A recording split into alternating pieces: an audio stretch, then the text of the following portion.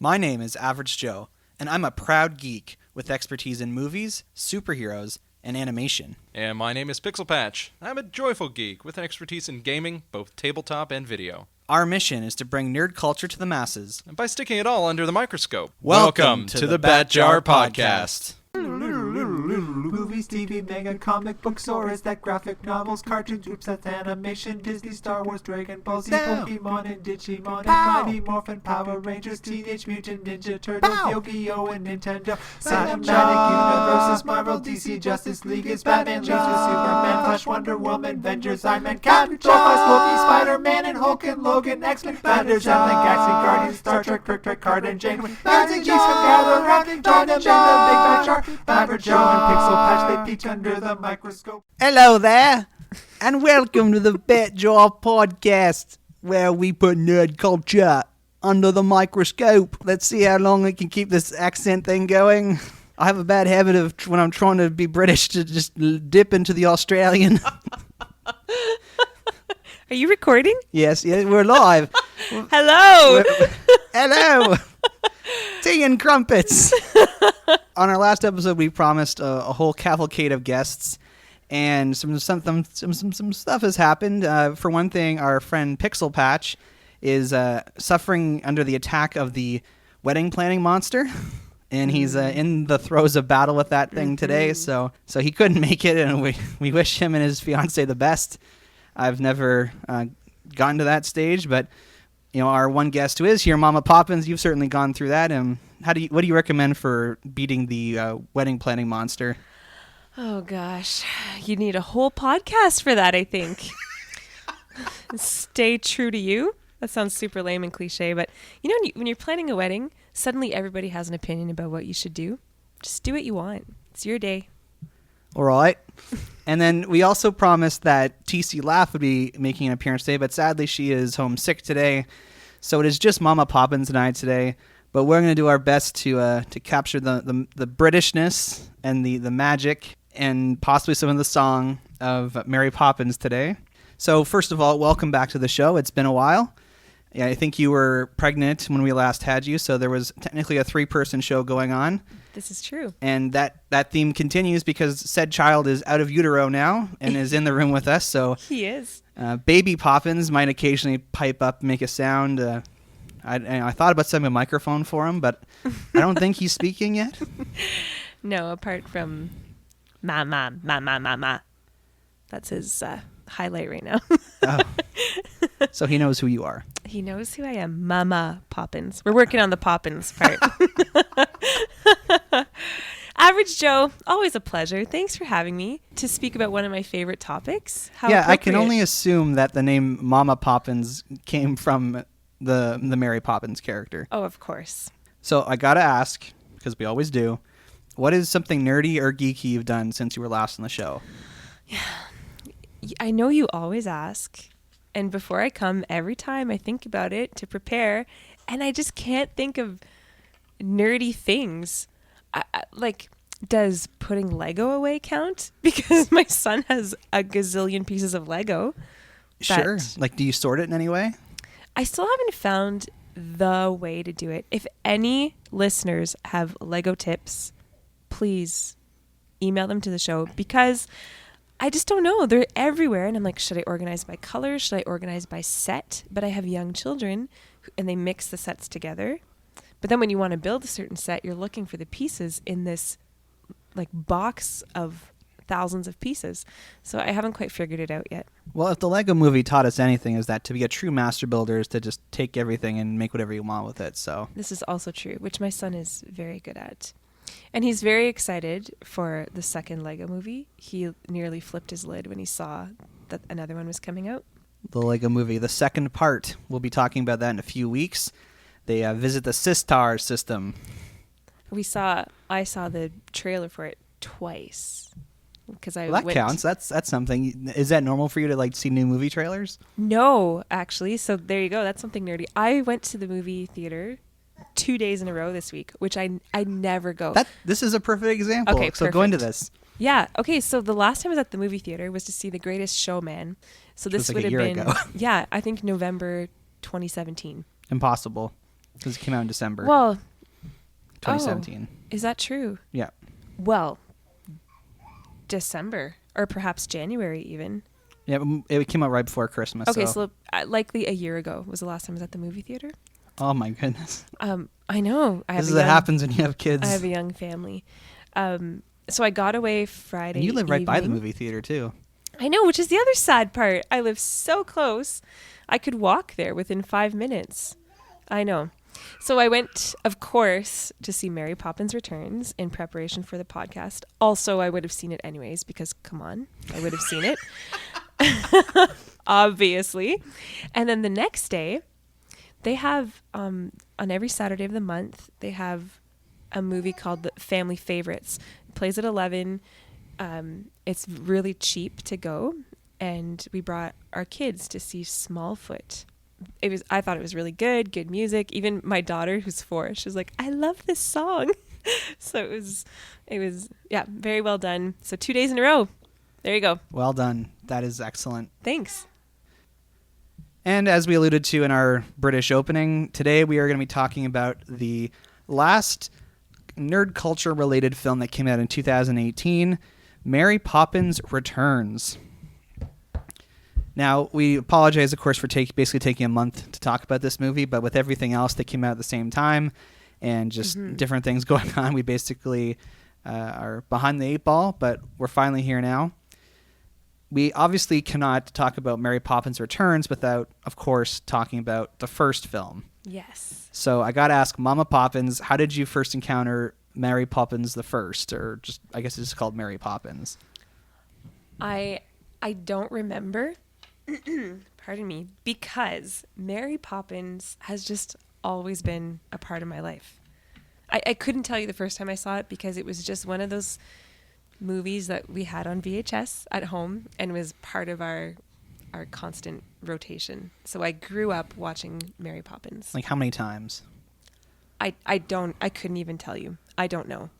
Several.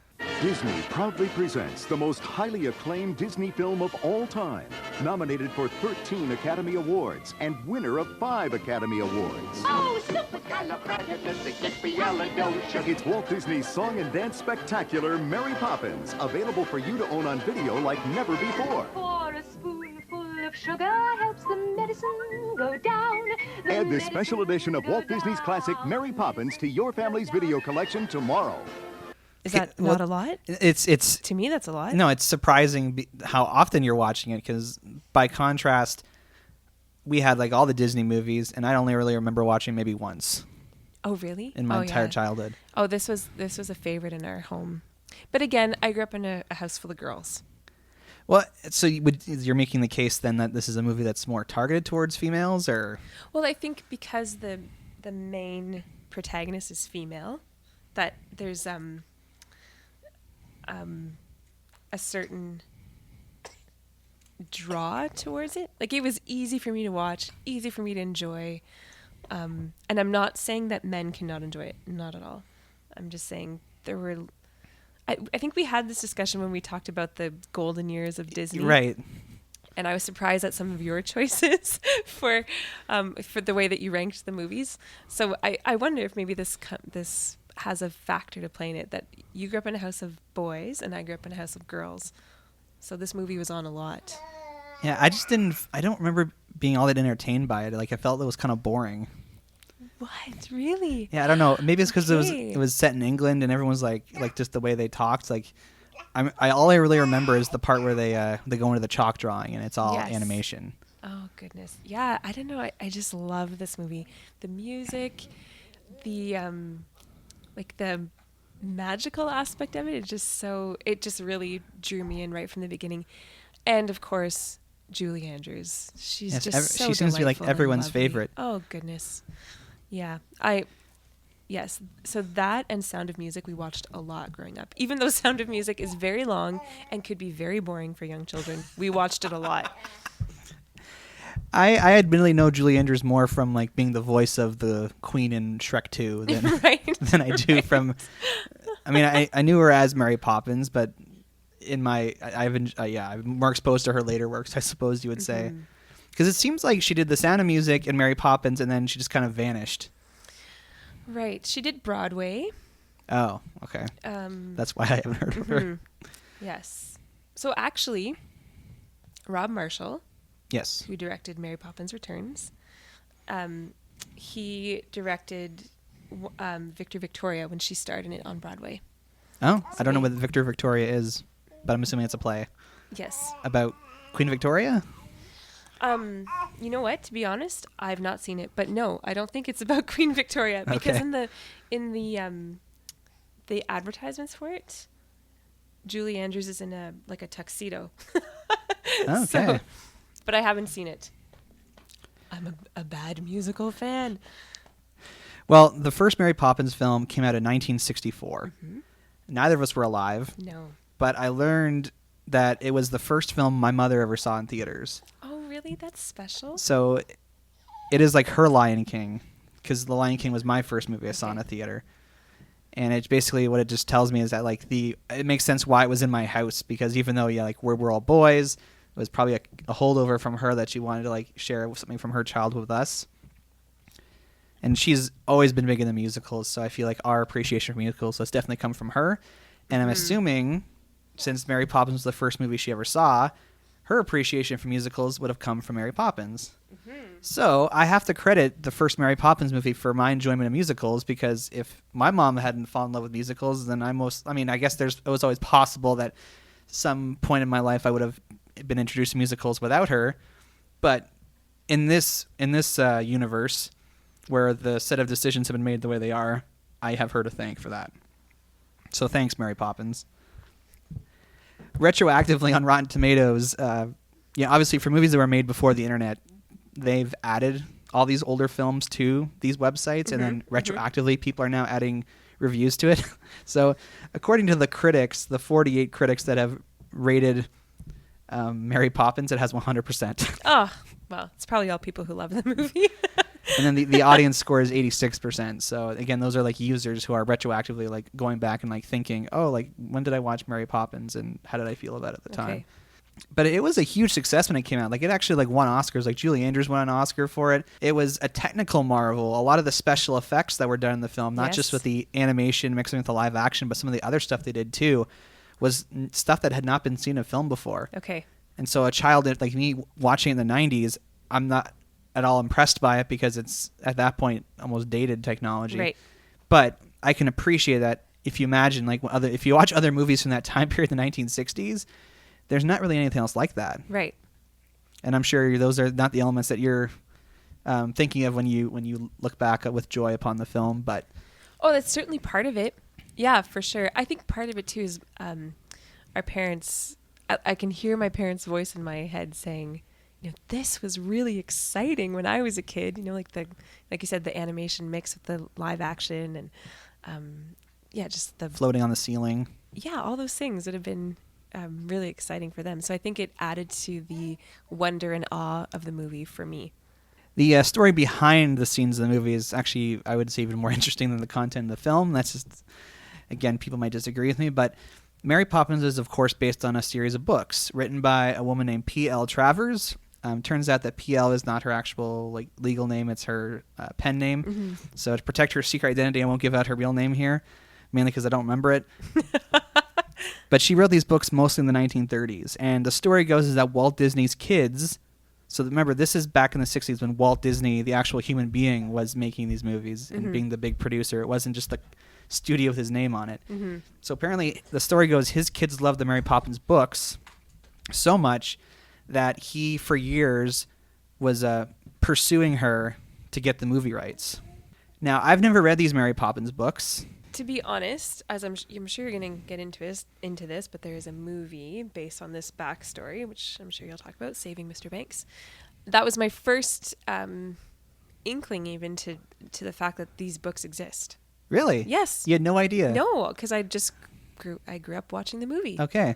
Yeah, so the film you're referring to, Saving Mr. Banks, was made by Walt Disney Pictures. I think it was 3 years ago now. And in the film, it's actually the story of the man Walt Disney trying to get the woman P.L. Travers to let him make the movie. The Mary Poppins books, from what I've been told, are not nearly as whimsical or magical. Mary Poppins is much more a traditional British nanny, In fact, apparently, a friend told me this yesterday, the very notion of how we understand British nannies today, like that stern kind of prim and proper, like that comes from the Mary Poppins books.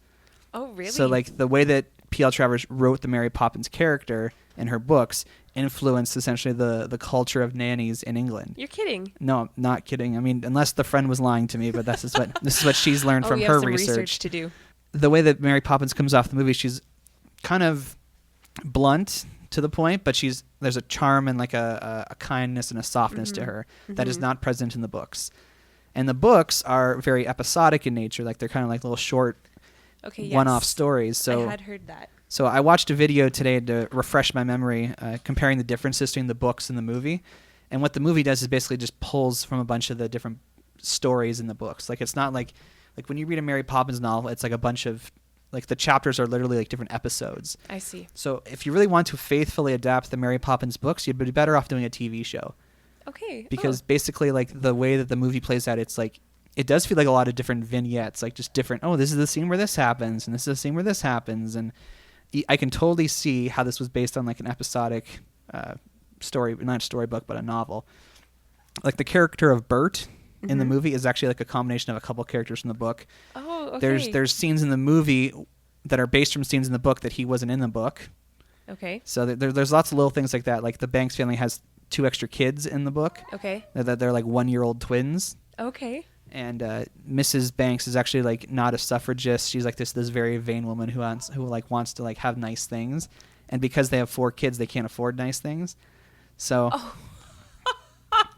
gosh, I should read the books because I actually really like Mrs. Banks from the first movie. I just find her so there's something so endearing about her that she's a little bit flighty and she's a suffragette. And anyways, I think I like her a lot. P.L. Travers was not a fan of any of the things that Walt Disney wanted to do with the movie. He wanted to include animation and he wanted to include music, which of course was becoming like a thing for the Walt Disney brand to like include those elements with their live action films.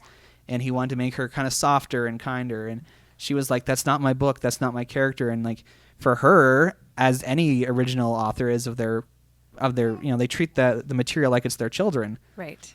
I haven't seen Saving Mr. Banks, but I do know of that movie that they kind of like romanticize the story a bit more. Like they paint Walt Disney as more of the hero of the story, and she's like this kind of like curmudgeon.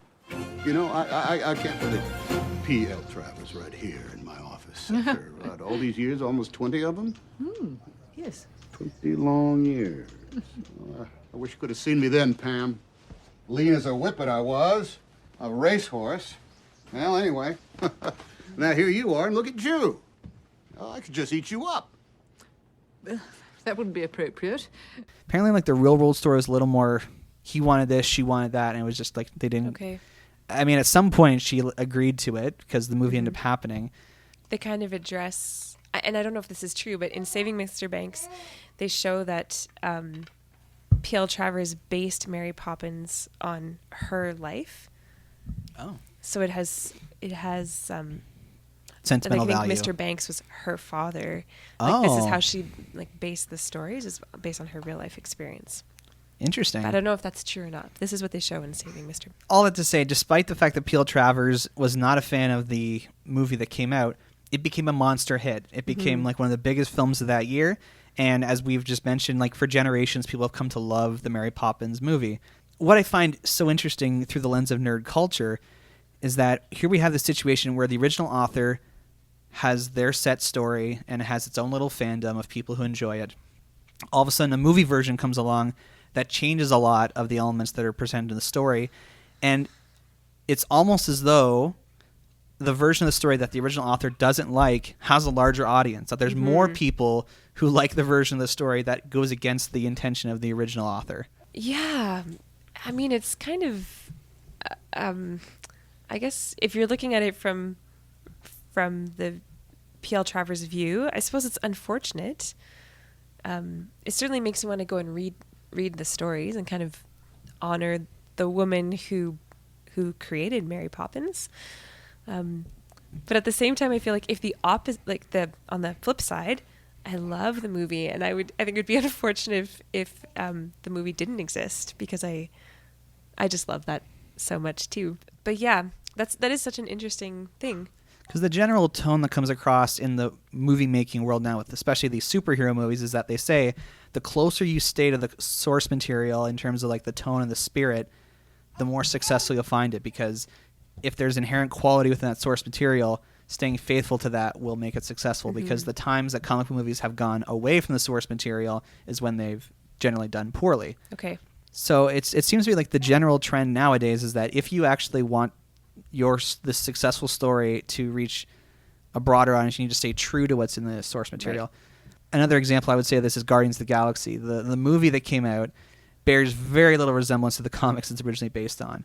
Okay. But the Guardians of the Galaxy comic book was such an obscure, like little tiny niche thing, and now everyone knows what Guardians of the Galaxy is because of the movie. Okay. To the point where they've now done new comics where essentially it models the movie in terms of like the cast of characters and what they look like and how they dress and how they act. We have these like weird little what do you call them when they're like a rare instance, like anomalies of like Mary Poppins and Guardians, where betraying the source material and telling a different story ends up being more successful. Right. And maybe in the end better for P.L. Travers in her day and now her estate. You know, people might actually go and read the books, whereas like, how popular were they before? I don't know. That'd be interesting to look into. Yeah, so if there's any book aficionados, please let us know. Someone else pointed to me that really that's actually Disney's specialty, like the Disney brand specialty, is taking old stories and creating quasi-iconic versions of them that are enjoyed by a larger audience. This is very true. Like you think of their whole stable of Disney princesses. Yep. Those are all characters from literature that predated even hundreds of years. Especially for those of us who have grown up in the the 70s to the 90s, we're at this age where when I think of Belle, I think of the Disney Belle. When I think of the Little Mermaid, I think of the Disney Little Mermaid. Yep. Which is not faithful at all to the original source material. Right. In many ways. Right. So I don't know, maybe the Disney just has the ability to like take things that already exist and make them like more marketable or more appealing to a larger audience. It's part of the Disney magic. Oh. So because the first Mary Poppins did so well, they wanted to make a sequel. And so they approached her being P.L. Travers, saying, we want to make a sequel. And she was like, no. Like she was so offended and upset by the first film that she even wrote into her will that Disney wouldn't be allowed to make a sequel. So how did they get around that? Well, so they first approached her in 1965, the next year, asking for a sequel. She said no. And then they came back to her in the mid-1980s, and they said, okay, like, we want to do a sequel, and we'll bring back Julie Andrews, and she'll be an older Mary Poppins, and, the family will be older. Like, they were really trying their best to, like, come at her with a pitch that would appeal to her, and she was like, no. Still no. She passed away in 1996. And again, like her will said that they weren't allowed to do it. Flash forward to 2015. I don't know what they did, but basically the Disney people met with her estate and made some kind of arrangement that would allow the Disney company to actually work on a sequel. So they waited almost basically 20 years after she died. And then maybe, I don't even know who would be running her estate. I don't know how that kind of stuff works. Right. But basically, yeah, like 20 years after she died, they approached her estate and said, like, we want to do a sequel. And I don't know what was said in that meeting. I don't know what kind of song and dance routine they did. I don't know if they like gave them a ton of money. But they eventually said, like they being the estate, said, yes, you guys are allowed to make a sequel now. Wow. I almost wish I didn't know that because I feel like is this betraying this dying woman's, like her dying wish in a sense? Like it's written in her will. But at the same time, I feel like, again, it'd be so unfortunate not to have these movies, not to have the first and now the second. And again, you could argue almost that because the Disney version of Mary Poppins is, in fact, very different from the books, that it almost is like a different character that this is true. Bears the same name. I don't know. But no matter what kind of magic they pulled, they got the deal. They got it. And they signed the production team who had done Into the Woods, the movie version of Into the Woods. Right. Which I had seen and enjoyed. I have not seen. Oh, really? You'd like it. It's got Chris Pine and Meryl Streep and Emily Blunt. I love Emily James Blunt. Corden and also directed by Rob Marshall. Yep. I just haven't seen it yet. Now, when did you first hear they were going to be, like, when you obviously didn't hear about any of this, but when did you first hear that Mary Poppins was going to get a sequel? Average Joe, I believe you're the one who told me. Oh, and really? I think my jaw hit the floor because I was so excited. I'm pretty sure you're the one who told me. Oh, was that on the show or just in person? I think it was in person. Okay. Because we're actually friends in real life. In case people were wondering.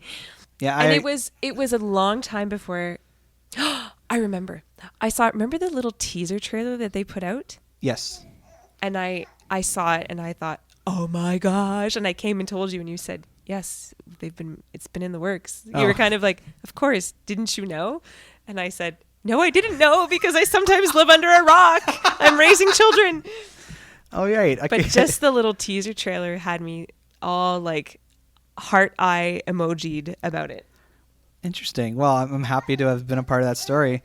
So having never been a huge fan of the first film, I wasn't over the moon. Like it didn't really matter to me that they were making a sequel. To me, it felt like they were just kind of continuing their trend of making new films based on their old films. Okay, I see.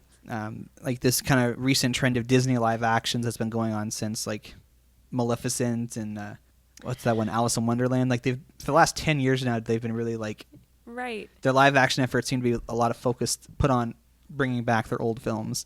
It's interesting you say that because I actually hadn't thought of that or put the two together. To me, it almost seems separate. I almost feel like it's about time they did something like this. But you make a very valid point. You're right. It is kind of trending for Disney right now. Well, my mom, being the huge Mary Poppins fan, was actually very excited. But you know who actually showed a lot of opposition was my father. He was offended. He was like, shame on them for trying to essentially like do another Mary Poppins. He believes that there's certain movies that are just classics that should just never be touched again. Like to leave them alone and to like stop like essentially ruining their reputation. So yeah, he was I tried to show him the trailers and I tried to show him how like they were trying to like obviously stay true to the spirit, and he was just like, nope, not having it. Really? Now I agree with him that there are some films that should just be left untouched. You know, like do you have an example? Sure, like the 10 Commandments or Ben-Hur, like some of these like classic movies, right? They made a remake of Ben-Hur a few years ago. What? Yeah. But this one, because it's not like it's a remake; it's a continuation of the story. I tried to tell him that didn't work for him. So I think the fact that it's Mary Poppins Returns, even just that is a way of saying it's honoring the first film, while continuing the excitement of it. I don't think it takes away at all from the first film. So you'd say it's not because it's not a reboot. It's more forgiving. It's more acceptable. Yes, it very much honors the first film. That's Baby fair. Poppins, he's not happy. Yeah, I don't think he's very excited about the movie either. Well, it came out in the midst of the craziness. So that was December 2018. For the last 3 years now, there's been a Star Wars movie coming out at Christmas. So generally, they've avoided releasing other major movies, but 2018 was kind of freed open, so it left for a lot of movies to kind of try and take the spot of Star Wars in terms of people's pocket money.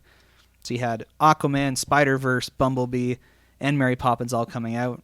And The Greatest Showman, when it came out last year, it actually like became a sleeper hit because it opened up kind of poorly, but then positive word of mouth led to it becoming very profitable. And a lot of people credit the soundtrack and how well because the soundtrack was like chart topping on iTunes, and so yes, I knew people who had listened to the whole soundtrack and knew it off by heart before they'd even seen the movie. Okay, wow, that happened to me with Moana.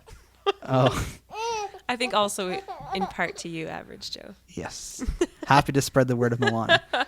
So when people were talking about this movie coming out, they were kind of expecting it to maybe do similar business, similar audience to The Greatest Showman, but at the same time appealing to the older Disney generation. How do you think this movie ended up doing with the critics? What do you think they were saying about it? I didn't read any critic reviews before coming because I knew that you would have done your homework on this, and I was afraid to read something that would say it was bad, and then I'd get all upset about it because I thought it was really good.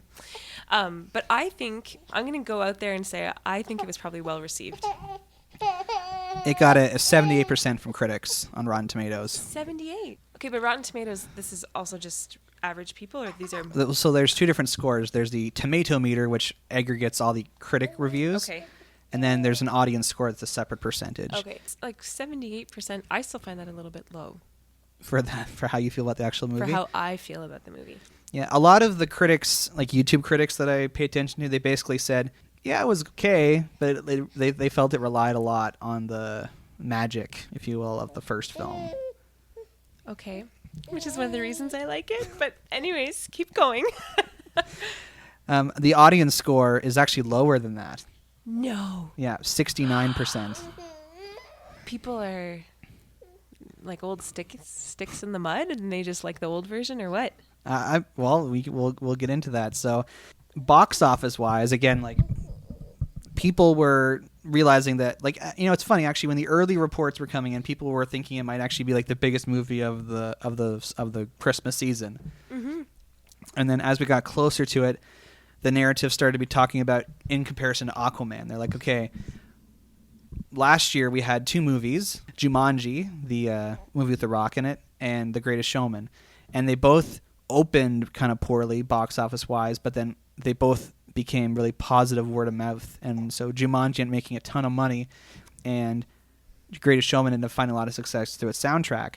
So they were kind of spelling out the narrative. They said, this year Aquaman is going to be Jumanji. It's going to be the more blockbustery movie that opens up small, but then through positive word of mouth is going to get a lot of repeat business, and it's just going to like dominate throughout the weeks into January when there's nobody else competing with it.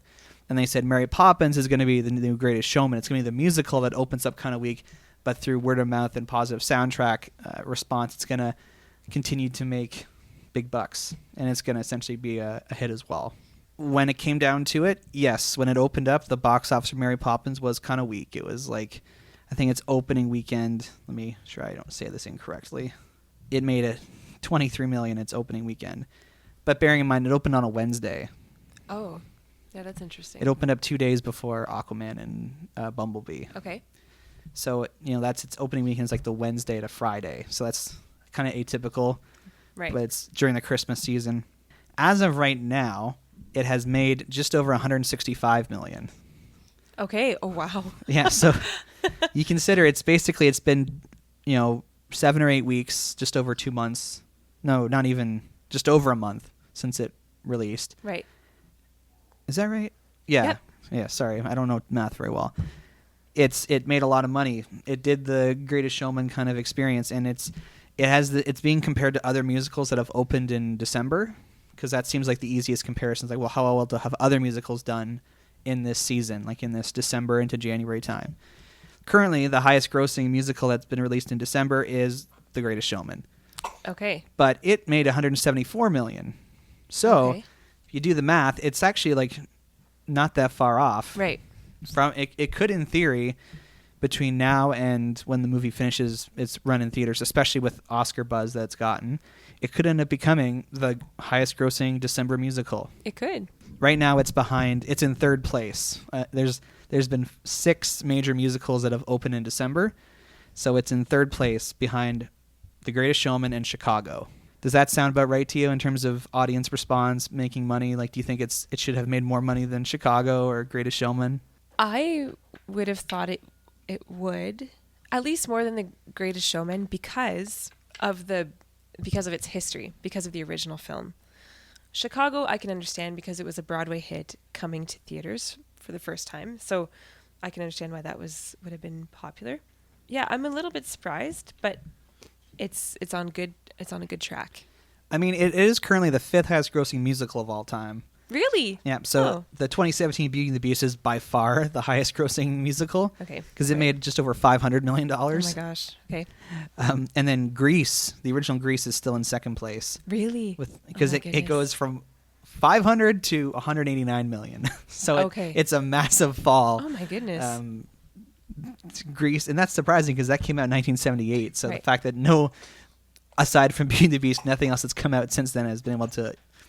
It just goes to show, again, like a lot of specialty markets we've spoken about, like Christmas movies and sports movies, I guess this just isn't an audience or a type of movie that does supremely well. Yeah, you agree with me, right, Baby Poppins? So again, this movie's not done. It's theatrical run. It's just over a month old. It could, in theory, within the next week, jump ahead of both Chicago and Greatest Showman. It could. It very well could. Do you hope that happens? Do you want it to happen? Yeah, I really enjoyed the movie. We haven't gotten to that part yet, but I really, really enjoyed it. So yeah, I think it'd be nice to see it do really well. This movie continues this weird trend that Disney is doing now of like the actors / producers like coming on and thanking you for going to see in theaters. What is that about? I don't know. It happened with Incredibles 2. It happened with Ralph Breaks the Internet. It happened with this. Like, I don't know if this is like their way of thinking, oh, if we open our movies with thanking the audience for coming, like they'll keep coming to the movies. I thought it was bizarre. And when it was done, as much as I love Emily Blunt, I thought, well, that was a weird waste of 60 seconds. Like, it was just, it was so, I didn't understand the purpose of it.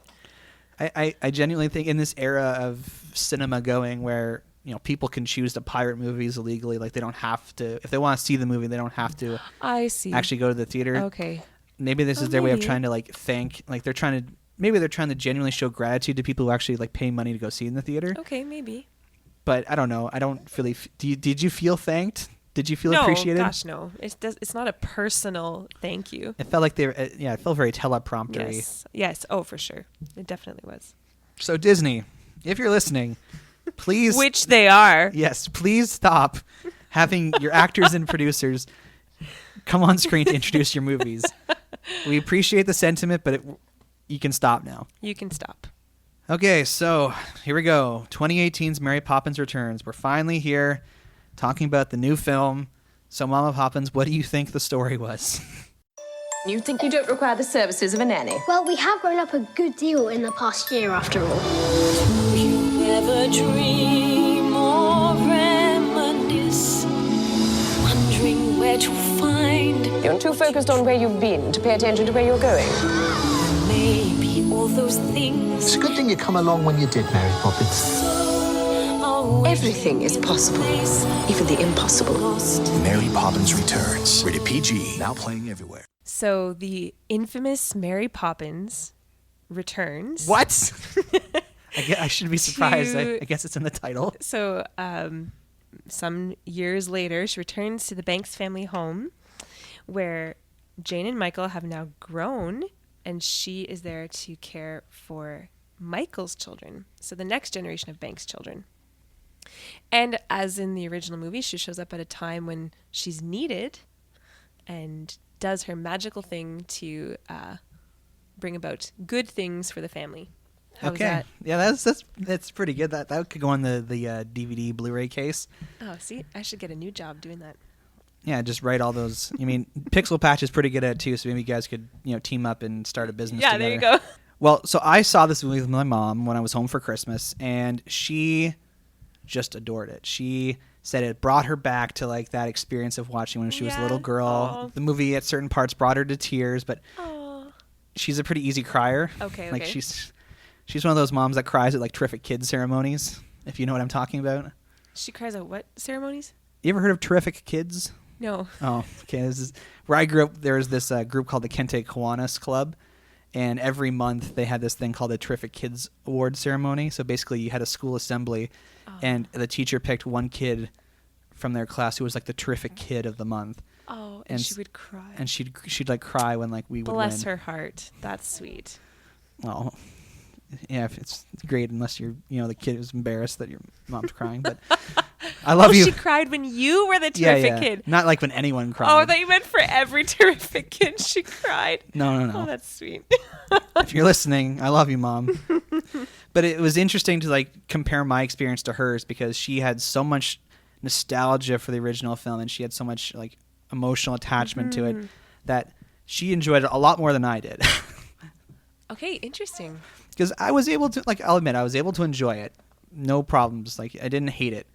But if I had to like rank it among all the movies I saw over Christmas, it would probably, in all honesty, be at the bottom. Okay. Like if I'm comparing it to Aquaman, Spider-Verse, Bumblebee, again, we're getting back into the whole like, well, boy versus girl. Am I more drawn to like this type of movie than that? It just felt, to me anyway. Okay, so like here are the things that I noticed. For one, when I saw Solo last year, I just had a hard time imagining this new actor as Han Solo, because for me, like, Harrison Ford is Han Solo. So the fact that this guy was kind of trying to, he wasn't really trying to do imitation of Harrison Ford. He was trying to do his version of Han Solo. Right. And I just, while I was watching the movie, I had a kind of hard time seeing him as Han Solo. I just like, there was like something in my brain that couldn't click to like accept him in the role, even though he was definitely playing the character at a younger age than he would have ever been in the older movies. This is the same problem I have with Emily Blunt. Like, for as little attachment I have to Mary Poppins, I just it couldn't connect in my brain that this was. It just felt like she was trying to pretend to be Julie Andrews. Okay, very interesting. So I love the Mary Poppins original movie, and so I think it could have been easy to, and I've heard some people say this actually, that at first they were offended that a second movie was coming out, because who could ever play Mary Poppins?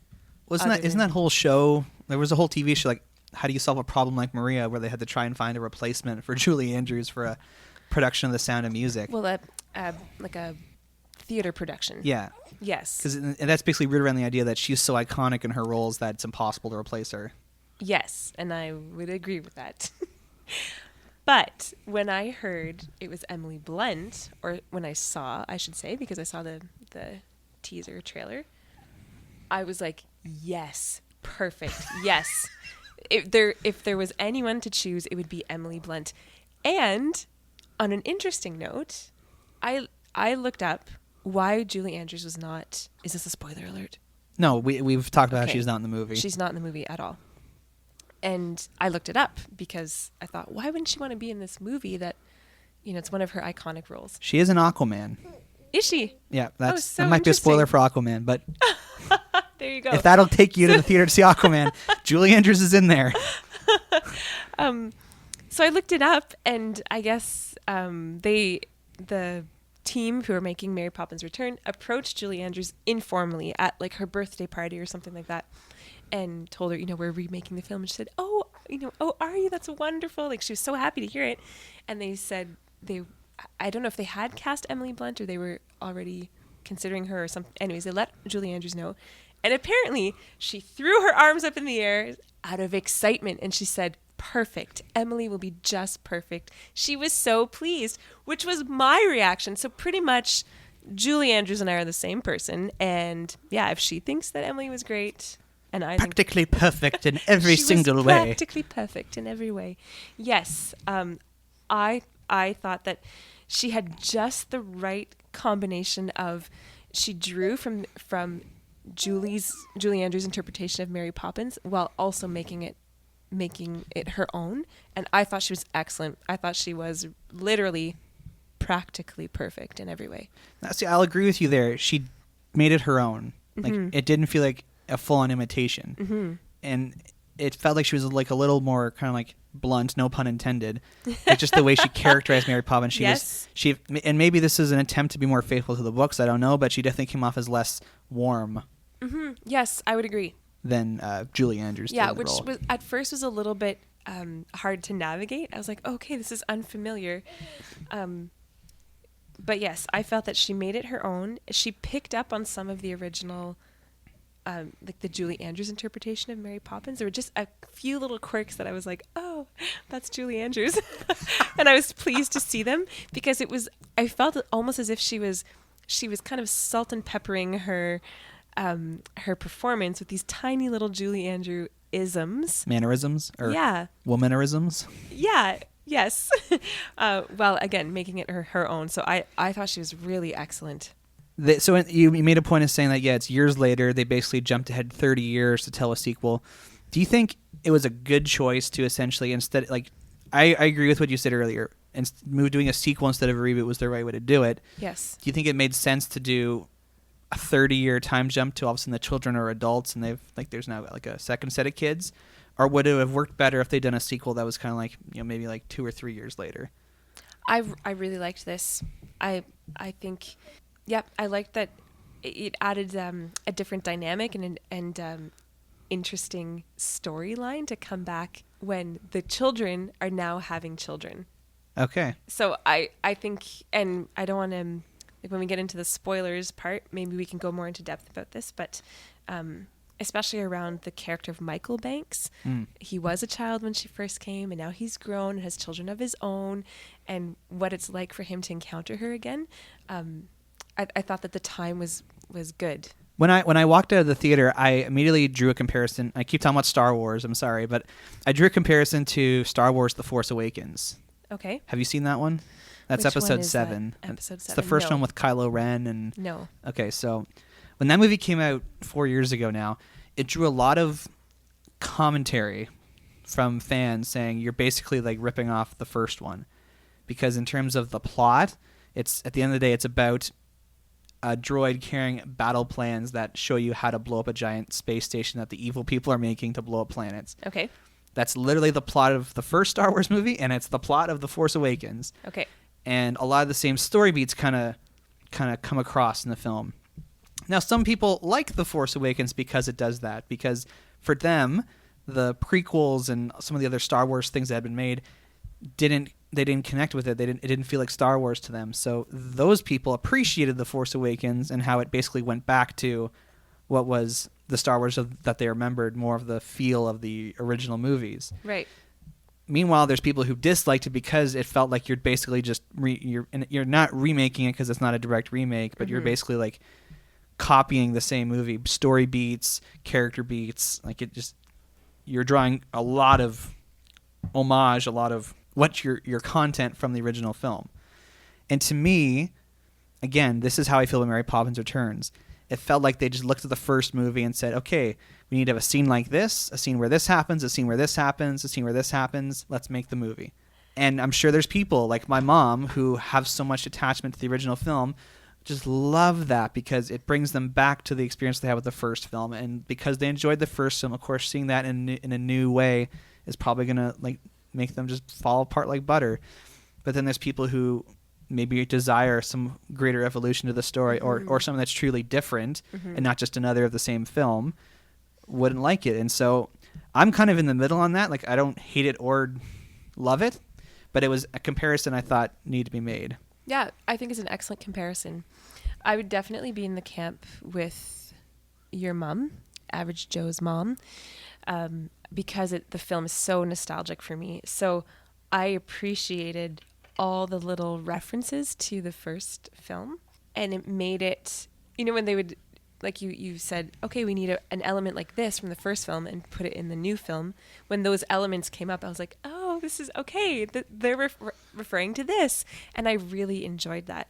So yes, for someone who's not seen the original coming into the new movie, they might not notice those things, but they would still understand the story. And I think it was a perfect way of remaking the movie without it being a reboot while still honoring the first movie. So it was almost as if they're like, hey, instead of just remaking Mary Poppins with the new technology that we have, let's do a similar but different story.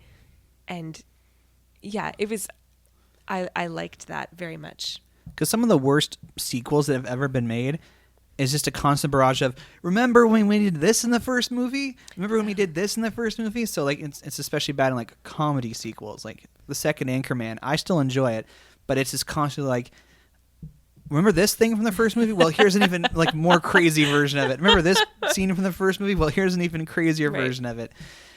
And again, if you're going to be doing sequels, you should be trying to like evolve the story, go to new places, not just.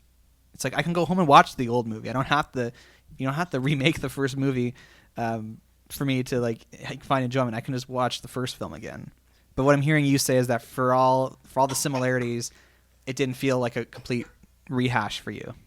No, I think it. Gosh, I'm trying to be careful because I don't want to ruin anything for our listeners. But is this a spoiler alert if I say none of the original songs appear in the new movie? No, that's fine. And I appreciated that. When I was watching the movie, I thought, are they going to bring back any of the songs, or will any of the songs make reference to some of the old songs? And while certainly the new songs have the spirit of the old songs, and a lot of the scenes have the spirit of scenes from the original movie, none of them were like direct repeats or rip-offs. Exactly, and I really appreciated that. Fair enough. So let's talk about the music. This is indeed a musical. There are a number of songs. They're mostly forgettable to me. Like, again, like when I left The Greatest Showman last year, I was humming some of the songs, and like I like, you know, when that soundtrack comes on in the car when I'm with people who have it on their phones, I don't remember all the words, but there's certainly like some of them, and like I remember the scenes, like the one with Zac Efron and Hugh Jackman in the bar. Yep. Or This Is Me, or This Is the Great. Like there's songs that I remember. This, I had to look up the list. I'm like, I don't even remember the names of any of them. Right. Yeah. I actually have a very similar feeling, and I'm a musically inclined person. Yes, you're a wonderful singer. Well, thank you. Yeah, I would agree with you that I could say, oh yeah, there was this song about this or this song about that or this scene, but I don't think I'd be able to sing them right now. I think the only part, like the only musical part of the movie I remember leaving was just the line, London skies. I was like just humming that. I was like, I remember that. If, in case you're curious, the song that was nominated for an Oscar is The Place Where Lost Things Go. Yes. Okay, so you see, I'm like, okay, yeah, I remember that song. I think it's like, nothing's gone forever, or something like that. Yeah, see, I wouldn't be able to sing it, even though I'm like, okay, I remember what they were saying, but... Like, that's bad on this movie. It's a musical. There should be at least one song that's memorable enough that you're leaving the theater humming it, or... Like, I'm like, oh yeah, I think that's that song. Yeah, I think that the people writing the soundtrack, writing the score, had a huge task. And it's like, how do we remake the magic of these original songs without repeating? For example, supercalifragilisticexpialidocious. How do you remake that? You can't just remake that. Like, you can't just say, let's come up with a new crazy word, and, you know? So I think they had a huge task ahead of them. But this is the musical team that did Into the Woods. Like, I remember some of the... I mean... that was on Broadway first. Okay, that's a bad example. Never mind. Continue. I just think that, you know, with what they were given, they did a really good job, considering they would have had certain, they would have been confined in certain ways, trying to like imitate the first movie without exactly repeating it, you know? So yeah, I wouldn't say that the songs were necessarily memorable. I'm sure if I would enjoy listening to the soundtrack if I put it on at home. But I do think that the songs were very good with what they had to work with. Now, granted, they're all good performers. Like, even the children, I thought they were good singers. Yes, yep. And again, like, as we've talked on the show before, I'm not a musical expert, so I'm not an authority on who's a good singer and who isn't. Like, I thought Emma Watson was a good singer in Beauty and the Beast until everyone, including yourself, reminded me that it was very auto-tuney and just not the right pitch for the character. Yeah. So with your musical lens, can you speak to the quality of the vocal performances, and like were they the right choices? Or? Yeah, I thought everyone was very good. Well, Lin-Manuel Miranda has been on Broadway. Yes. Emily Blunt, to be honest, I didn't know that she could sing, although would she have in Into the Woods? I haven't seen it, but she would have and had she also to sings in the My Little Pony movie that she's in. She's in a My Little Pony movie? Yeah, the one that came out last year. She's the main villain. Is this the Christmas one? No. Oh. Okay, well, anyways, I'll have to see that. Is this the one that's like more for adults? It's the show that has it's from the show that has the adult audience, but it's not designed for adults. Okay. I thought that she was very good. She's not amazing, but she's very good. I think she was very easy and enjoyable to listen to. Well, there you go. I don't even want to get into more specifics about the songs because I feel like that's going to spoil things for the audience. The big other nerd culture reference I'm going to make about this movie is that there's a Ninja Turtles Batman reference. In that... Oh, is there? Yes. So the actor who plays the Admiral, their neighbor, yes, the guy who's setting off cannons, yes, that actor's name is David Warner. He was in the 1991 film Teenage Mutant Ninja Turtles 2, The Secret of the Ooze. He played a scientist that essentially is responsible for creating the ooze that created the Ninja Turtles. And on Batman the Animated Series, he was the first person to ever portray Ra's al Ghul, the now famous Batman movie villain that was played in the movies by Liam Neeson. Okay. So this actor who's in Mary Poppins Returns setting off cannons was both connected to Batman and Ninja Turtles. There you go. How appropriate that we're speaking of this movie on the Batch Hour podcast. If we're going to go into the spoiler verse to talk about... Spoiler alert. But to say, if you haven't seen Mary Poppins Returns yet, and the things that we've said haven't turned you off from the idea of seeing it, go and see it. Go see it, and then come back and listen to this part. So we're going into the spoiler verse now. We're inside. We're in the universe where spoilers are okay. First thing I want to address, it's joked. They show this joke in the trailer, and it plays the exact same in the movie. They don't really question the fact that Mary Poppins isn't aged. Like, she makes the one comment and she just retorts, and then that's it. It's like, I loved that. I loved it. It's so perfect for Mary Poppins. But how do they not question this woman hasn't aged in 30 years? Because she's magical. But they don't think she's magical. Yes, they do. At that point, they're like, oh, like we had such a it was all pretend. It's like, how do they not question more? Oh, like this woman that was our nanny somehow is the exact same age as she was when we were children. Right. So, okay. So what you're referring to is that Michael says, Mary Poppins? Well, you look like you haven't aged at all since we were children. And then she makes this comment of, like, goodness, I would have thought I taught you better than to comment on a woman's age. So, but Mary Poppins does that all the time. When something magical happens, she kind of brushes it off as if she knows and everyone knows it's magical, but she's like, oh, come on. You're just imagining things. All right. No, I think it was the perfect way of addressing her, that she didn't age. And I thought it was enough said. It wouldn't have, if she had come back as an old lady, I don't think I would have enjoyed it as much. It was perfect that she was still the lovely, prim and proper Mary Poppins. You make a good point. That is certainly part of her character. I guess it's like the issue I had with Christopher Robin is they never really explain like the magic of how the toys come to life or how the travel to 100 Acre Wood works. They just show it without any explanation. So I guess I would have appreciated more of that. But you're right. It's totally in line with her character, so I shouldn't complain too much. Okay, so some people have commented this movie gets really dark. And it's a lot darker than a Mary Poppins movie should be, air quotes. Because, again, their idea of a Mary Poppins movie is very bright and colorful and happy.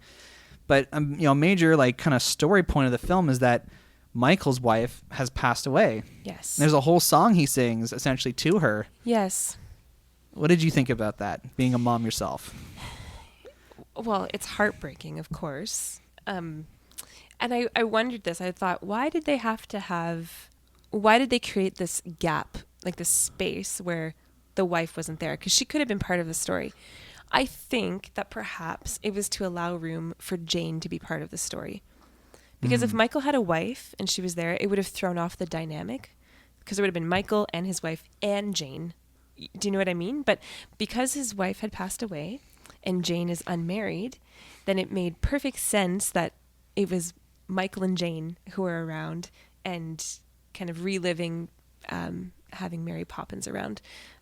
So I wonder if maybe that's why they did it. And I didn't see the movie with my children, but I wouldn't have any problem with my children seeing the movie. The children, like the Newbanks children, are actually very, I would say responsible, almost adult-like in there. Yes, yeah. And they seem like they have their act together more than their father. Yes. And even their aunt. So did you feel like that was a weird dynamic to throw in there? This idea that the children are actually more put together than the adults? No, I didn't think it was weird. I think it's interesting because, okay, so what I was referring to earlier is, when Jane and Michael are little, Mary Poppins comes and they believe in all this magic, and part of it is because their dad is a little bit strict and overbearing, and he's refuses to believe in magic. So I think it was interesting to start off the movie. Michael and Jane are grown, and his children are very, like you said, responsible. And I thought that in that dynamic of do we believe in magic or not was really interesting. Because we see through the movie that Michael and Jane have not forgotten what happened, but they're like, it wasn't true, was it? Like, we didn't actually do all those things with Mary Poppins, did we? So it's neat to see how Michael needs to be reconvinced of the magic of Mary Poppins. So I think it added to the movie the dynamic that the kids also at first are a little bit like, this can't be happening. Like, how did you do that? And that Michael, they did a really good job of Michael becoming a little bit like his father in that he's forgotten about magic and he doesn't. It felt like he was a lot like his father. Yeah, but at the same time, he was so tender with his children. Like even in, like the Mr. Banks, the original Mr. Banks was really hard on his children, but Michael was very tender and gentle with his children, even though he doesn't believe in magic anymore. So I thought it was an interesting dynamic that the kids were kind of responsible and adult-like, and I liked that. So yeah, my comment earlier about how it's following the same story beats. It's like, oh yeah, this is the scene where they go into an animated world, and this is the scene where things are upside down, and this is the scene where like the street workers are doing all the singing and dancing. Yep. Not a lot of actual dancing in this. Like that was, my mom commented, the Lamplighter song is really the only time you see people actually like dancing. It's mostly like, I mean, I guess during the book song they're dancing on that stage, but it's just like a lot of like, let's kick our feet out while we're using canes kind of dancing. Right. Did that bother you at all, or does that matter to you? The lack of dancing, or that it was a lot of the same scenes? Answer both, but do the dancing part first, then the other part next. I hadn't noticed that there was not a lot of dancing. I feel like in the first movie there wasn't that much, apart from the chimney sweeps, and then when they're in the animated world, there's not that much. I guess maybe you're probably right there. Dancing.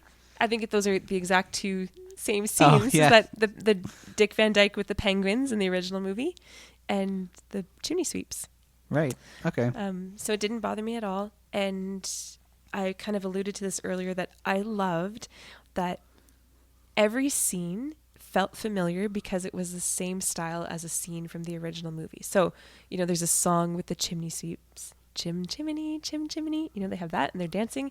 Now with the Learys in this movie, or when they're in the animated scene, and of course there's a dance with Mary Poppins, and in the original it would have been Bert, in this movie it's Jack, and they're the penguins make a reappearance, and but it's a different song and a different setting, so it's like the same, it feels familiar, it's like it like orients you in the movie. You're like, oh yeah, there was this part of the original movie, this is the part that we're at here, but it's completely different. So that added to the nostalgia for me. What did you think of the Jack and Jane romance? There's people I work with, they said they felt they didn't like it at all. They said it felt kind of forced and just... Oh, it sounds like Baby Poppins didn't like it at all. Although he wasn't with me. It was my first time out to see a movie without... I didn't have to bring the baby. I think it was... He's a boy. He's just not in the romance at all yet. It's okay. I thought it was unnecessary. It wasn't bad, but I think the movie could have been successful without it as well. So these same people said that what they enjoyed about the first one was the kind of not really romantic relationship, but like the hinting of one, or like at least the kind of like friendliness of Bert and Mary. And Mary, yep. So they were like, why did they I guess they were wanting that dynamic to continue. Right. And it would have been awkward if it was Mary and Bert. Yes. Mary and Jack, because even though Mary doesn't seem to have aged, Jack is significantly younger. Oh, I hadn't thought of that. Right? I guess that's true. Yeah, that's true. So maybe they felt they had to do it somewhere else. Good point. I'm not going to... Meryl Streep's in this movie. Yeah, she was excellent. And like really like the one scene. Yeah. She just came off as like this kind of like crazy Eastern European lady. Yeah. Her song, like the sequence was cool, like the practical effect of like moving the... So in the scene with Meryl Streep, it's like topsy-turvy day. So like basically like the room kind of spins and everyone's walking on the ceiling. That effect was cool, but again, the song was kind of forgettable. And I was like, this feels like a detour to the plot. And it continued the episodic nature, I guess, of the first film. It's like, here's some sequences of things that happened to these people. Right. Yeah. And now that I think of it, goodness, they dropped off the bowl at her place, and did they ever go and retrieve it from her? I think, does she show up again during the finale? Because maybe she gave it to them off screen there. God, gosh, I don't remember if the bowl ever came back. So you're right. It is kind of a random thing. But, of course, it's honoring from the original movie when they go to visit her uncle and the song I Love to Laugh. Yes. And they laugh so hard that they end up floating up to the ceiling. I'd be in trouble if that was a real thing. I'd be like, I'd be in space by now. So I just want to. So you mentioned how like none of the songs like are repeats, but apparently, according to Wikipedia, anyway, there's quotes to the older songs. So in the Underneath the Lovely London Skies, there's a quote from The Life I Lead. Yes. There is in Nowhere to Go But Up. They're quoting Let's Go Fly a Kite and A Spoonful of Sugar. Yes. And in the reprise of Underneath the Lovely London Sky, it quotes The Perfect Nanny. Does that sound right? Because they say 17 Cherry Tree Lane? Is that why?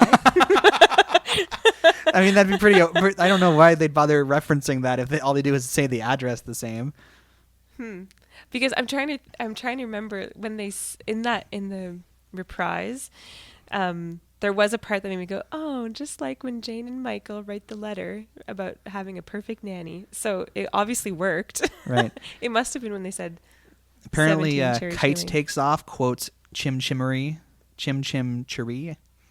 Oh, really? I don't know. I'm trying to. Oh goodness! I only saw the movie once. And then it says Banks in the Bank quotes Fidelity Fiduciary Bank. Yes. Does that sound right? As I'm looking at this list of songs in the movie, I'm realizing like, oh yeah, like I remember like what the different songs were, but I'm having a hard time remembering like what the tunes were or what the. Like, I'm like, oh, yeah, there's the song about reading books. Cover is not the book. Yes. Yep. And, like, there's the song that he had about his wife, A Conversation. And there's the Lamplighter song. Right. Trip a Little Light Fantastic. I'm like, sure, I actually... But, again, like, I don't know. I feel like a quality of a good musical is that once you've stepped out of the experience of watching it, you're able to recall some of the actual music. Yeah, I think you make a really valid point, Average Joe. Yeah, I felt so at first while I was watching the movie and hearing the songs, I was like, okay, these songs are really just okay. Like they're not amazing, they're okay. But again, when I was thinking about like this, like there was one song that is like when they go into the animated world and they're riding in the carriage, it's like honoring Can you imagine that? Is that one? Yes, it's like honoring supercalifragilisticexpialidocious. But how do you remake a song with a crazy word? So they put a bunch of funny sounding words together. But imagine being the person who has to write that song. And I think it'd be difficult. So given what they had, I think they did a good job. But you're right. The songs weren't phenomenal. But again, like instead of just trying to like copy the spirit of all, they could have just done like Moana or Greatest Showman or any of these movies that have come out recently that have a lot of good songs in them. Just write good songs. Like, I don't know. Maybe I'm just being too critical, but yeah, no, I think they could have. I really think they could have. I think that would have taken away from a lot of the nostalgic experience of it. I think it was like right down the middle. Like it wasn't an exact copy because I think that would have been frustrating and I would have been angry the whole time. Like Beauty and the Beast? Yes. Yeah, exactly. Because in Beauty and the Beast, Emma Watson, I was like, nope, she didn't say it right. Nope, she didn't sing that right. Like I was just angry. Doesn't she know it's supposed to be said this way? But in this movie, because it wasn't exactly the same, I couldn't have that reaction. But at the same time, I was like, oh, they're like this song is supposed to be like that song from the original. Okay, this is nice. Like I thought I think they did a really good job of that. Now, an Easter egg that I didn't realize in the first film, they have Dick Van Dyke like put on old age makeup to play like Mr. Dawes Sr. I didn't realize that. Yes. So when they announced he was going to be in this movie, I thought he was just playing an old version of Bert. I just assumed that's what, because I didn't know he had the other part. So in this movie, he shows up at the end as Mr. Dawes Jr. because he's supposed to have been aged up 30 years now. And it's funny because basically Dick Van Dyke now, without really any old age makeup needed, resembles how he looked in the old age makeup in the 60s. Oh my goodness. I didn't know that Dick Van Dyke is in the movie. Oh, you must have been I was beaming. I think I couldn't stop smiling during that scene. My face hurt because I was so happy. It made my mom cry. Like, Oh that was my one of the goodness. parts that made her cry. It was such a treat. I was so happy and perfect because, like you say, in the first movie he plays this old man. So then he comes back. It fits so perfectly. It made perfect sense that should be him. And he still's got it. He gets on the table, starts dancing, and he's couldn't singing. believe it. I was like, this man's like probably in his 90s. He's like showing up all these other people in the movie. Yeah, he's probably in his 80s, I guess. Maybe 90s. We should. Right, I'm looking. Yeah, this up. look it up. But I was so happy. Oh, what a perfect He's scene. He's 93. 93. 93 now. So let's assume he made this last year. Would have been 92 filming that. Yeah, he looked amazing. Yeah, and he was dancing, and it just, when he came out, I was like, of course it's Dick Van Dyke. This makes, and I didn't see it coming. Right. So when they like the camera pans and you see Mr. Dawes Jr. come out, I was like, oh my gosh, this is so perfect. It was one of my favorite scenes. You know, and despite my like lack of nostalgia, the nerd in me that loves Easter eggs and kind of like continuity also enjoyed that element of it. So I just thought they were bringing him back to like play a part in the movie. I didn't realize there was this extra history. So okay, well done, Dick Van Dyke. Do you have other Easter eggs in there? I don't know. This next one might be an Easter egg. So Angela Lansbury shows up at the end. Okay, yes. And I know she wasn't in the first one. No. But I do know she was in like Bedknobs and Broomsticks, Yes. which seems to me like it was like kind of like a Mary Poppins knockoff. The father, Mr. Banks, from the original Mary Poppins, also played one of the main characters in Bedknobs and Broomsticks with Angela Lansbury. I have a vague memory of that movie. Isn't it the same idea? Like she comes along and there's like magical things that happen. And So same. I have a very vague memory of the movie. We did watch it growing up, and there are magical things. Like the bed ends up under the sea at one point. But I don't remember the storyline, the plot. This YouTuber who I follow, he has this theory that they wrote that role for Julie Andrews, and that they had intended for like her to be that character in the movie. Because if you think about it, she has like a one-on-one conversation with Mary Poppins. She like shows up at the very end and kind of like instigates the whole like balloon fantasy sequence. So it makes total sense to me that like if they had intended for that to have been played by Julie Andrews, because it would have been perfect, like a real like they always forget like kind of thing. I can't confirm or deny that. It would have been perfect. It sounds like from what I read about when I looked up why she wasn't in the movie, it sounds like she made it clear right from the beginning that she didn't want to be a part of it. Because what I read is that she said she didn't want to take away from Emily. She's like she wanted this to be Emily's movie, and for her to make it her own. So she was very clear. Like it sounded like a very gracious thing why she chose not to be a part of the movie. So I feel like they could have easily rewritten that scene. But I guess maybe they thought because Angela Lansbury played a similar-ish part in another movie, it was like an Easter egg. Yeah, it was really lovely to have her in the movie, I thought. And of course, she was Mrs. Potts as well. Yes, so Mrs. Potts. And she was Murder, She Wrote. That was my big thing. Yeah, we used to watch that growing up.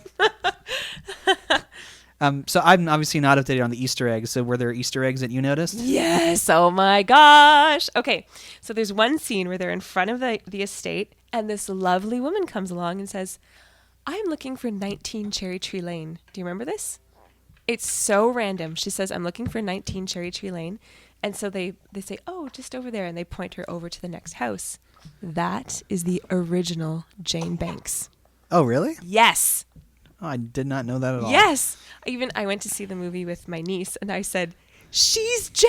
That's the original Jane." You were able to recognize her like 50 years older? Oh, yes. She looks the same. Yeah. She can't look the same. She doesn't look the same like Mary Poppins does, but she's... But she would have been a child, wouldn't she? Yes, but she has her face, like her features are exactly the same. Really? Yes. Yep. Oh, wow. So there you go. She appears... So then the rest of the movie, I was like, is Michael going to show up? Did I miss him already? But I couldn't find anything online that says that he was part of the movie. So okay. I don't even know if... I assume he's still living, but maybe he's not. Well, I just want to talk about this final scene. So I mentioned Angela Lansbury shows up. She's like this balloon salesperson, and she basically is like giving out balloons, and it's this big magical thing. Everyone's floating away into the sky, and like everyone's embracing the magic. And there's this like kind of like sad moment with her and Mary Poppins, like, oh, by tomorrow all the adults will have forgotten about this, and they're like, yeah, the adults never remember. So I guess in the universe of Mary Poppins, it's kind of like I've seen a lot of Christmas movies about Santa where basically it's the same idea as like adults might like have this moment of like seeing Santa Claus do his thing, but then I don't know, through the magic that doesn't get a full explanation, like they kind of forget about it. What did you think about that idea that essentially the adults are gonna like it's impossible for adults to remember about these sort of magical things? That's a really good question, because at the end of the movie I felt hopeful, because I felt like, oh, Jane and Michael remember now, and they know that what they lived as children, because at the beginning of the movie they're like, was it true? No, it couldn't. Those were just dreams, right? Like we didn't actually do all those things with Mary Poppins. But at the end of the movie they're like, it was true. It was all true. We did all those things. So I felt left with this sense of Jane and Michael believe, even though they're adults. Yeah, so, but it was also kind of open-ended, as if to say Mary Poppins often needs to return because people forget about the magic. That actually added like an element of tragedy to her character for me, because basically it's saying like she builds relationships with people and then people forget about her, or they forget about like the fullness of who she is. Yeah, because they remembered having Mary Poppins as a nanny, but they didn't remember like the actual details of their adventures together. I think they did remember. They just they thought, were those actually real, or did we imagine those things? Maybe I was just reading into it too much then. I mean, of course it's tragic, and it is in the first one too, because she has to leave. Like she's accomplished her task and she has to go. So it's sad. They would love if Mary Poppins could stay all the time. Wouldn't you love if Mary Poppins could stay all the time? I don't need a nanny. Maybe you as a mom of 4 kids would appreciate a nanny like Mary Poppins, but but she'd clean my apartment in like 10 minutes and then she'd be bored. Whip my children into shape. Did you hear that, baby Poppins? He's giving me this look like, yeah, I know, this is my life. Yes. It is sad that Mary Poppins has to leave. That's what left me feeling sad at the end of the movie. Now, just a final thought on this whole, like, did you feel like the movie was significantly darker, sadder than the first film? Yes. So there is obviously like a darker element to it with the banker who's trying to take their home, and that's paralleled or foreshadowed with the wolf and his, like when they're in the animated land and the wolf trying to take their home. Because I don't remember anything like that in the first movie, apart from like the bank wants Michael's tuppence, right? Like which is not that sad or tragic. Like, you should put your money in the bank, And they make reference to that in the new movie, which is really, it's a neat way. Like, that tuppence is what actually builds interest and is invested and now saves his home. So I liked that reference to the first movie. So yeah, it was darker, and at first it was a little bit. I do remember when the scene with the wolf, I was a little bit like, oh, this is a little different, but I didn't think that it was overly dark. Okay. Because, there's a dead mom and there's all this other stuff that, again, like, I'm happy they did something like that. I enjoyed those elements because it made it different than the first film. Like, they weren't just, again, I guess it depends what you were looking for in the film. But I thought, too, it was good that they didn't say how she died. So it kind of leaves it open to the imagination. I just assumed she probably died of an illness or something. Right. And I was hoping they were actually going to do time travel at the end there. I was like, oh, they're going to use magic to do time travel, but they just break into Big Ben and change the clock back, which... Oh, yes, yeah, that part, yes. I was hoping they would also time travel. So I was disappointed by that. But all that to say, coming around to final thoughts on Mary Poppins Returns, like I said earlier, now I sound Australian again. I enjoyed the film. Having no real love or nostalgia for the first film, but having a love of musicals, I was able to enjoy it. As a musical, it kind of let me down because none of the songs were on my mind as I was leaving the theater, and now I have to look at a list to remember what the songs were. Mm-hmm.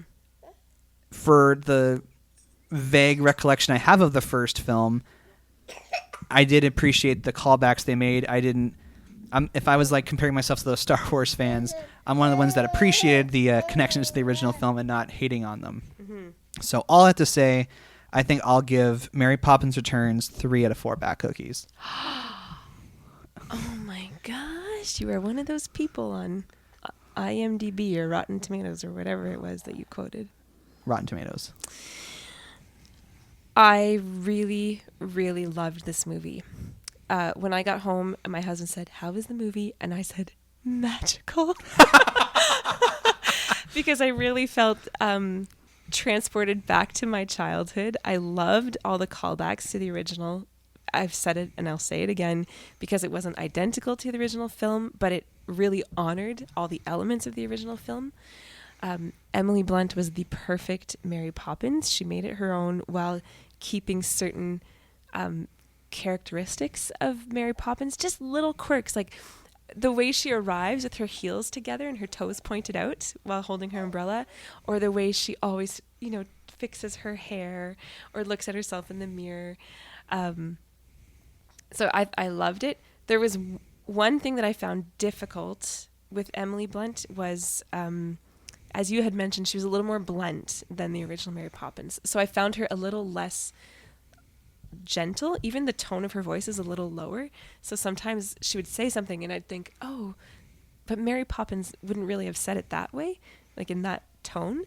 But I thought she was excellent. I thought, she had big shoes to fill and she was great.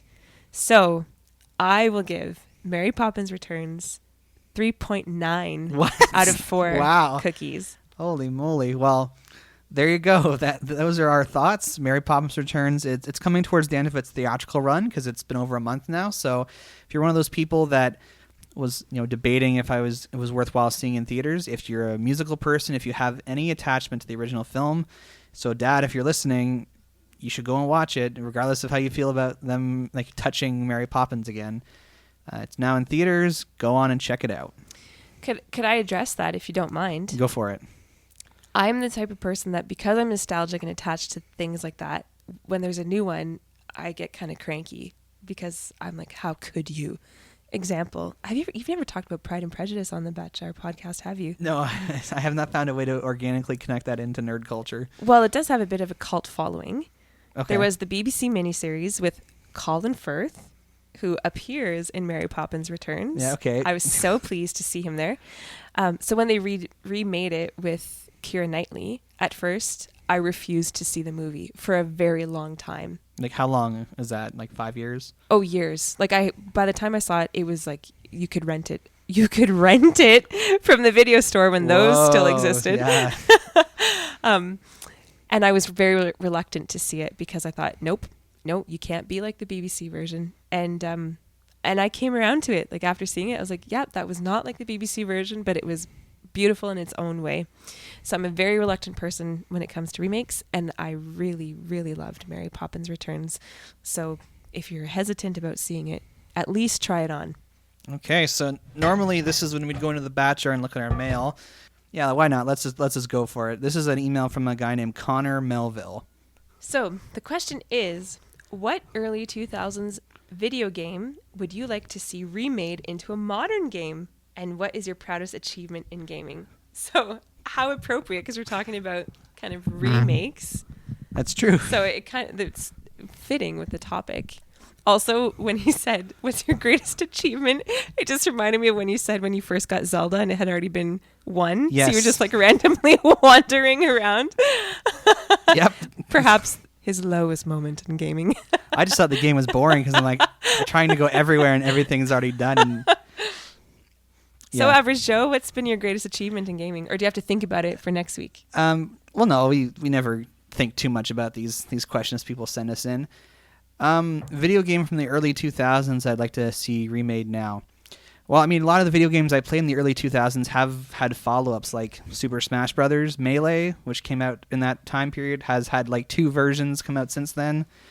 Mario Kart Double Dash, which I played at that time, has, again, I think had like 2 or 3 different versions since then.